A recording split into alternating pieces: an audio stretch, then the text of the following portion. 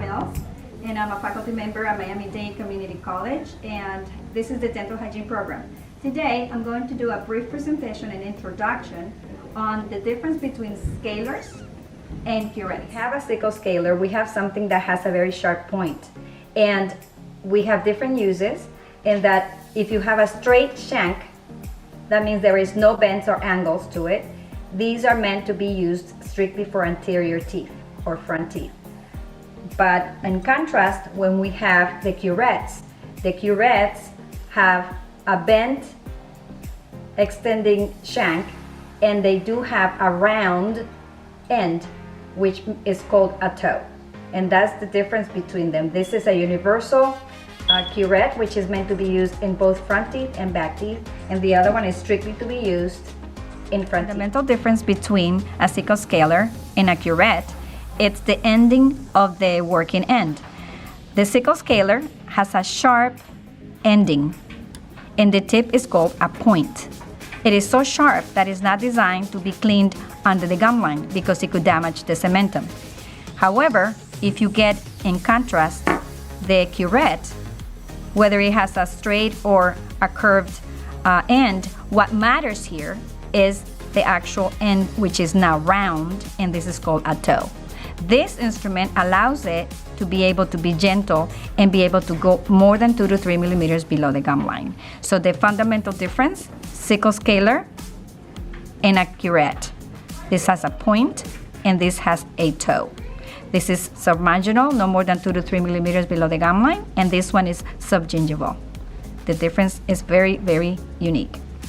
So now we're going to talk about the difference in adaptation and the usage of both of the different instruments. I am now talking about the sickle scaler. The sickle scaler, again, has that point, and the point is adapted 2 to 3 millimeters above or below the gum line. When you insert it, this is intended to be for front teeth or anterior teeth. You see that it's got a straight shank. It doesn't have any bends or curves. So this makes it impossible for anybody to adapt it in the back teeth. It is not foldable. So in this situation, you can tell, because it's a straight shank, that it can only be used in the front teeth. So the way that you do it is that you go to the anterior teeth, which is the front tooth, and go to the midline or the middle of the tooth. Pretend that there's an imaginary line here. And the last 2 millimeters, or the distal or the ending of the tip, is going to go in the middle, and with small little diagonal strokes is going to basically remove any debris that there could be underneath, known as calculus. And you can actually see that it's actually removing it. So now we'll be talking about the adaptation and utilization of the curette.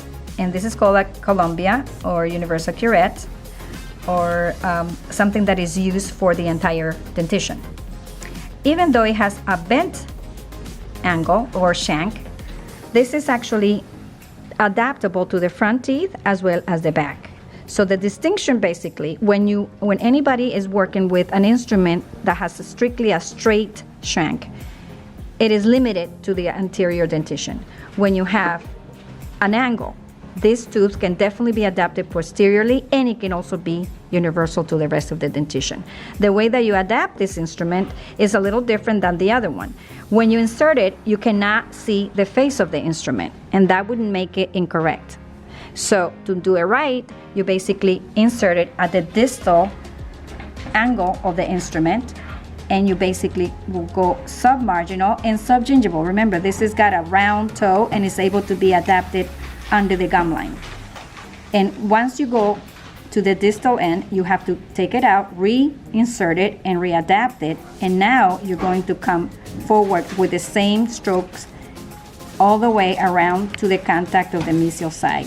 At the same time, you're overlapping, you're cleaning, you're debriding, and you basically leave it in the socket, in the pocket.